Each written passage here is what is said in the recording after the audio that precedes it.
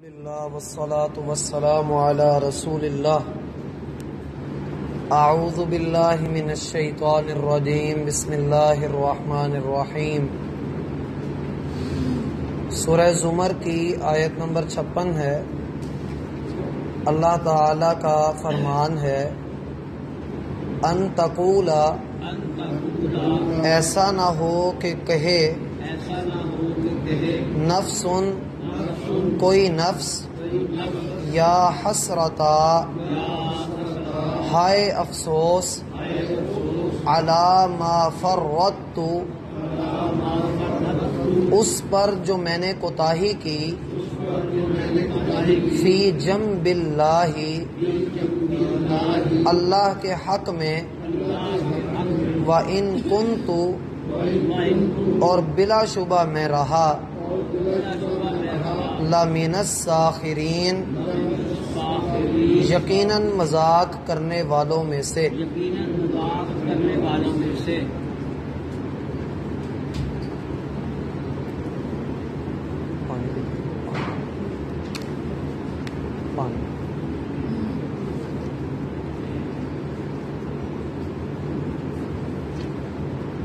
جس وقت ہم نے آیت نمبر 53 کا آغاز کیا تھا تو میں نے بتلایا تھا کہ کلام کا رخ اچانک ایک ایسے موڑ پر آئے گا کہ بندہ حیران بھی ہوگا اور اسے اللہ تعالی کی رحمت اور اس کے مزاج کی سمجھ بھی آئے گی۔ ہم نے کل اس بات کو ذکر کیا کہ قرآن کریم میں اگر اللہ تعالیٰ کہیں عذاب کا ذکر کرتے ہیں کسی انسان کے اوپر تو اس کی وجہ اللہ تعالیٰ کی رحمت ہے کہ وہ اپنے بندوں کو اس بات کی خبر دیتا ہے کہ اگر یہ کام کرو گے تو بدلے میں تمہیں یہ ملے گا۔ اب اس آیت کریمہ کے اندر بڑی اہم بات اللہ تعالیٰ نے بیان فرمائی ہے، اور اس کو پچھلی آیت کے ساتھ اگر جوڑ کر دیکھا جائے تو پھر ہی بات کی سمجھ آئے گی۔ اللہ تعالیٰ نے فرمایا کہ لوگوں، اس اچھی اور بھلی بات کی پیروی کرو جو تمہارے رب کی طرف سے تمہاری طرف اتاری گئی ہے، اس سے پہلے کہ تم پر اچانک سے کوئی عذاب آ جائے اور تمہیں اس کی خبر بھی نہ ہو۔ اچانک سے عذاب آنے کا معنی ہم نے کل تفصیل کے ساتھ پڑھا، تمہیں اس بات کی خبر بھی نہ ہو کہ تمہارے اوپر اچانک سے عذاب آ گیا ہے، اور جب اچانک سے عذاب آئے تو تمہارے منہ سے کیا باتیں نکل سکتی ہیں، اللہ اب وہ باتیں یہاں ذکر کر رہے ہیں۔ بات کی سمجھ آئی کہ انسان کیا بول سکتا ہے، اس کے منہ سے کیا نکل سکتا ہے، اللہ وہ یہاں پر اب ذکر کریں گے۔ اور اکثر ہوتا بھی ایسا ہی ہے، بندہ مومن وہ تو اپنی مصیبت میں ایسی بات نہیں کرتا، اسے پتہ ہے کہ اللہ تعالیٰ کی طرف سے آزمائش آئی ہے، وہ اپنی خوشحالی میں بھی اور اپنی مصیبت میں بھی اللہ کو یاد رکھتا ہے۔ لیکن بندہ کافر جو اللہ کی رحمت سے مایوس ہوتا ہے، اس کے منہ سے مصیبت کے وقت کیا نکلتا ہے، اللہ تعالیٰ فرماتے ہیں ان تقول نفس یا حسرتا علی ما فرطت فی جنب اللہ، ایسا نہ ہو کہ اچانک تم پر عذاب آئے اور عذاب کو دیکھ کر، اس کی کیفیت اور ہولناکی کو دیکھ کر کوئی بندہ اس وقت یہ کہے کہ ہائے میرے اوپر افسوس، ہائے بربادی، ہائے تباہی کہ میں اللہ کے حق میں کوتاہی کرتا رہا، میں نے اللہ کو پہچانا ہی نہ۔ اگر آپ اس کی عملی تصویر دیکھنا چاہیں تو وہ فرعون ہے۔ اللہ تعالیٰ قرآن میں ارشاد فرماتے ہیں فَأَتْبَعَهُمْ فِرْعَوْنُ وَجُنُودُهُ بَغْيًا وَعَدْوًا، موسیٰ علیہ السلام اپنے لشکر کو لے کر نکلے، بنی اسرائیل ان کے ساتھ تھے، اور فرعون ان کے پیچھے بغیًا وعدوا، دشمنی میں اور سرکشی میں ان کے پیچھے لگ گیا۔ اور جب وہ پیچھے پیچھے چلا، موسیٰ علیہ السلام کا پیچھا اس نے کیا، حتی اذا ادرکہ الغرق، جب وہ غرق ہونے کے قریب پہنچ گیا، قال آمنت انہ لا الہ الا الذی آمنت بہ بنو اسرائیل وانا من المسلمین۔ فرعون کہنے لگا جب وہ غرق ہو رہا تھا کہ میں اس ذات پر ایمان لاتا ہوں جس پر بنی اسرائیل ایمان لائے ہیں، میں اللہ کو ایک معبود مانتا ہوں، لا الہ الا، کوئی معبود نہیں سوائے اس کے، وَأَنَا مِنَ الْمُسْلِمِينَ، میں مسلمانوں میں سے ہوں۔ فرعون یہ بات کہہ رہا تھا، قرآن سورہ یونس کے اندر یہ بات موجود ہے۔ جب اس نے اللہ کے عذاب کو دیکھ لیا، اللہ فرماتے ہیں اس کے جواب میں کہ ہم نے اسے کیا کہا، ہم نے کہا الآن وقد عصیت قبل وکنت من المفسدین، اب تو ایمان لے کر آتا ہے، الآن وقد عصیت، اور تو نے اس سے پہلے کتنی زیادہ اللہ تعالیٰ کی نافرمانی کی ہے، وکنت من المفسدین، اور تو زمین کو فساد سے بھر چکا تھا، اب ایمان لانے کا فائدہ نہیں، تیرے جرم، تیری لغزشیں، تیری خطائیں اتنی بڑھ چکی ہیں کہ اب معافی کا رستہ بند ہو گیا ہے۔ اور پھر اللہ کے عذاب کو دیکھ کر، اللہ تعالیٰ کی جو ہے وہ غضب ناکی کو دیکھ کر انسان ایمان لے آئے تو ایسا ایمان اللہ کے ہاں قبول نہیں ہوتا۔ اللہ تعالیٰ فرماتے ہیں سورۃ النساء میں وَلَيْسَتِ التَّوْبَةُ لِلَّذِينَ يَعْمَلُونَ السَّيِّئَاتِ، ان لوگوں کی کوئی توبہ نہیں ہے جو گناہ پر اصرار کرتے ہیں، ڈٹے رہتے ہیں، حَتَّى إِذَا حَضَرَ أَحَدَهُمُ الْمَوْتُ قَالَ إِنِّي تُبْتُ الْآنَ، جب اس کے اوپر موت آ جاتی ہے، جب آخری وقت قریب آتا ہے، تب کہتا ہے کہ میں اللہ کے حضور توبہ کرتا ہوں۔ وَلَلَّذِينَ يَمُوتُونَ وَهُمْ كُفَّارٌ، اللہ فرماتے ہیں توبہ کرتے بھی رہیں لیکن موت ان کو کافروں والی آئے گی۔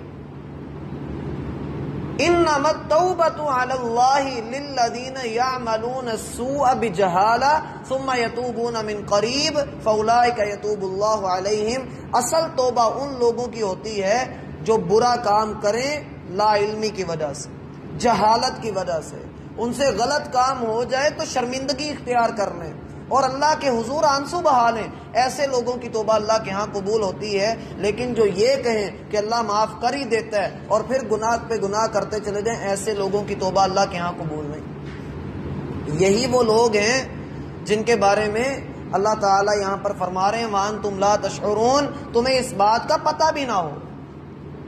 وہ اللہ کو بھی دھوکہ دیتے ہیں، ایمان والوں کو بھی دھوکہ دیتے ہیں، حالانکہ ان کو نہیں پتا کہ وہ اپنے آپ کو دھوکہ دے رہے ہیں۔ تو پہلی بات جو اس آیت میں کہی گئی کہ تم میں سے کوئی ایسا بندہ نہ پھر ملے کہ جو واہی تباہی بکتا ہو، جب عذاب آئے تو کہے کہ میں ایمان لایا، جب ایمان کا وقت ختم ہو جائے تو پھر تمہارے ایمان لانے کا فائدہ کوئی نہیں، عذاب آنے کے بعد ایمان لانے کا فائدہ نہیں۔ یہ بالکل ایسے ہی ہے کہ انسان اس کے اوپر برا وقت آئے تو کہے اللہ تیرے سوا کوئی نہیں، اور جب برا وقت گزر جائے تو کہے کہ میں اپنی من مرضی سے نکلا ہوں، میری اپنی خواہشات ہیں، میری اپنی مرضیاں ہیں۔ اللہ تعالیٰ کو یہ بات قطعاً پسند نہیں۔ ان تقول نفس یا حسرت علی ما فرطت فی جنب اللہ، میں نے اللہ کے حق میں کوتاہی کی، ہائے میری بربادی۔ یہاں سے ان لوگوں کے لیے بھی سبق نکلتا ہے جو یہ کہتے ہیں حقوق اللہ چھوڑ بھی دو تو کوئی مسئلہ نہیں، حقوق العباد پورے ہونے چاہیے، پھر وہ حقوق العباد پورے کرتے رہتے ہیں۔ اور جو بندہ میرا بھائی حقوق اللہ کو پورا نہیں کرتا، ممکن ہی نہیں ہے کہ وہ حقوق العباد بھی پورے کر سکے۔ کیوں؟ حقوق العباد ہمیں حقوق اللہ سے پتہ لگتے ہیں، اللہ نے ہمیں بتایا کہ والدین کا حق کیا ہے، ورنہ آپ یورپ میں آج بھی دیکھ لیں، وہ اپنی ماں کے ساتھ بھی منہ کالا کر لیتے ہیں، ان کو اس بات کی کوئی پرواہ نہیں ہوتی۔ اللہ نے، دین نے، حقوق اللہ نے ہمیں بتایا کہ والدین کے حقوق العباد بندوں کے حقوق ہیں، اور اگر کوئی یہ کہے کہ حقوق العباد پورے کر لو حقوق اللہ معاف ہو جائیں گے تو ممکن نہیں۔ ایک بندہ نماز چھوڑ ہی دیتا ہے، ادا ہی نہیں کر رہا، توحید ہے ہی نہیں ہے اس کے پاس، ختم رسالت کے اوپر، ختم نبوت کے اوپر اس کا ایمان ہی نہیں ہے، اور اپنے والدین کا بڑا فرما بردار ہے، لوگوں کے ساتھ بڑے اچھے برتاؤ والا ہے، بڑے اچھے اخلاق والا ہے، کیا اللہ کے ہاں یہ بچ جائے گا؟ سب سے پہلا سوال ہی اللہ کے حقوق کے بارے میں ہونا ہے کہ بھائی نمازیں کتنی ادا کی ہیں آپ۔ اس لیے یہاں پر فی جنب اللہ، یہ جنب عام طور پہ پہلو کو کہتے ہیں. جنب جو ہے، جو لفظ ہے، یہ پہلو کو کہا جاتا ہے. میں نے کوتاہی کی اللہ کے پہلو میں. اللہ کے پہلو سے مراد یہ ہے کہ اللہ کے سامنے میں کوتاہیاں کرتا رہا. فرطت، یہ لفظ بھی بڑا کمال ہے. اس کا معنی ہوتا ہے میں نے سستی کی، میں نے کوتاہی کی اور میں پیچھے رہا، جانتے بوجھتے پیچھے رہا. یہ فرطت میں یہ مفہوم پایا جاتا ہے کہ انسان کو علم بھی ہو اور پھر وہ عمل نہ کرے، اور اس ذات کے سامنے میں نے نافرمانیاں کی جس سے کچھ بھی مخفی نہیں ہے. وَإِن كُنتُ لَمِنَ السَّاخِرِينَ، اور دوسرا جرم میرا یہ تھا کہ میں ٹھٹھا کرنے والوں میں سے تھا، مذاق اڑانے والوں میں سے تھا. یقیناً میں مذاق اڑایا کرتا تھا. یہاں یہ بات ذہن میں رکھیں کہ مذاق اڑانے والے دو طرح کے ہوتے ہیں. ایک وہ جو مسلم ہیں، دوسرے وہ جو کافر ہیں. مسلم دین کا مذاق کس طرح سے اڑاتے ہیں؟